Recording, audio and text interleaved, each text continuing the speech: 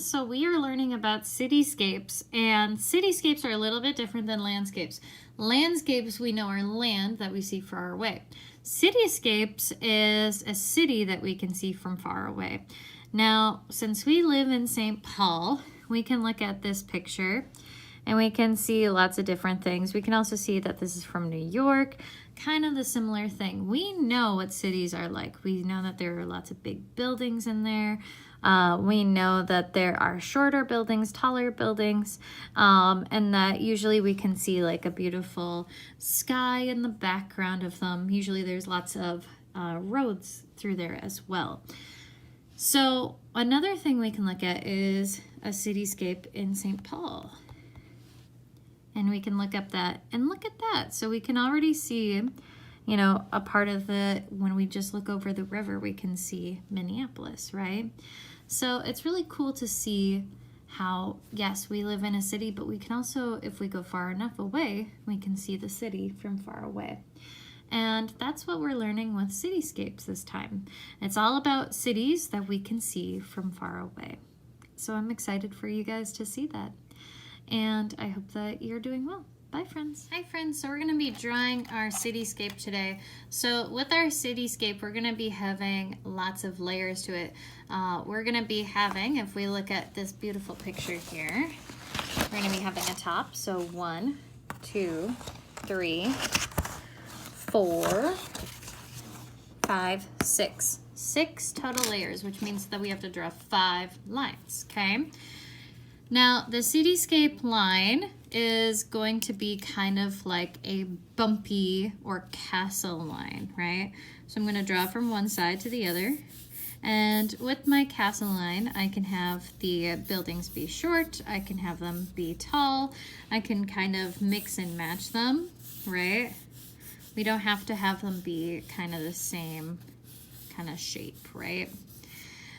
So that's 2 lines I have, so I need 3 more lines. So I have 1, 2, 3, and kind of going across the page. So I got 3, this is my 4th, and now I have 5. You might not be able to see them all in my view right now, but I'll be able to show them to you guys later. So I'm going to the very top. This is where I'm going to be mixing white with your color of choice. You will be mixing a secondary color with it. So what are the secondary colors? We got orange, green, and purple. So I was using purple before, so maybe I'll use green this time. So I'll write green so I can remember.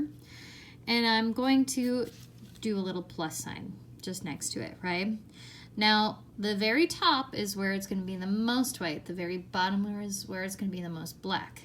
Okay, so if I have the very top being most white, I'm going to say mostly white.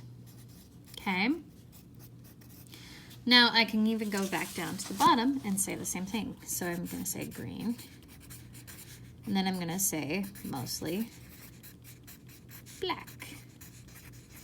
So now I have to go and think about half and halves, okay? So the next one is going to be half green and half white. Now if I need to kind of, you know, go a little bit in the way, that's okay, right? And that way I can go now up top here and I can say green plus half white, right? So now we gotta kind of go and do these in-betweeners, right?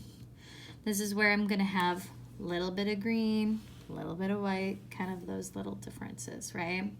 So this is where I'm gonna have mostly green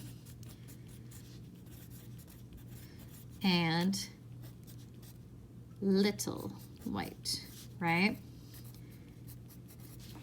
Same thing here, mostly green, little white. Oh, little. Oh, my friends, I wrote white twice when I meant to write black. Little black.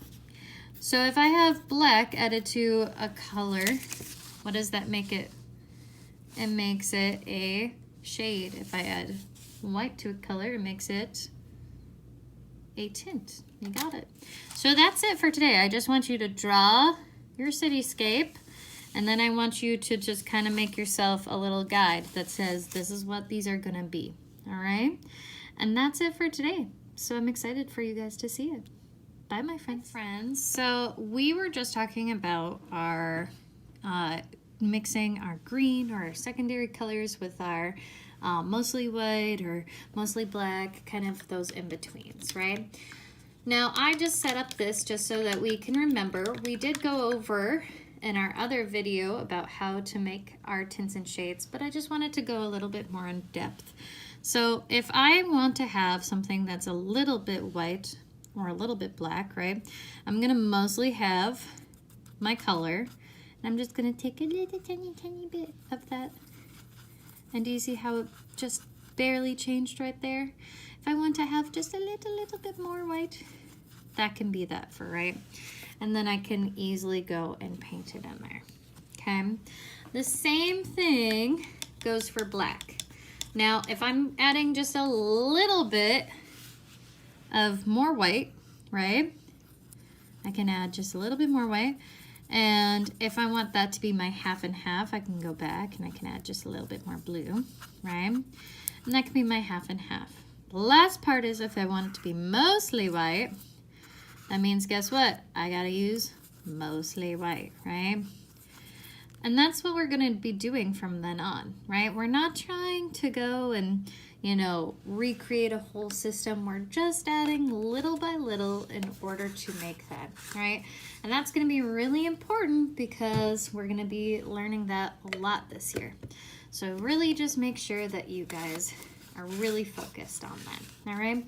And that's it for today. So really remember that we're gonna add mostly red if it's white, mostly blue if it's mostly blue. Make sense? And we're gonna go from there. Hope that you guys are doing well.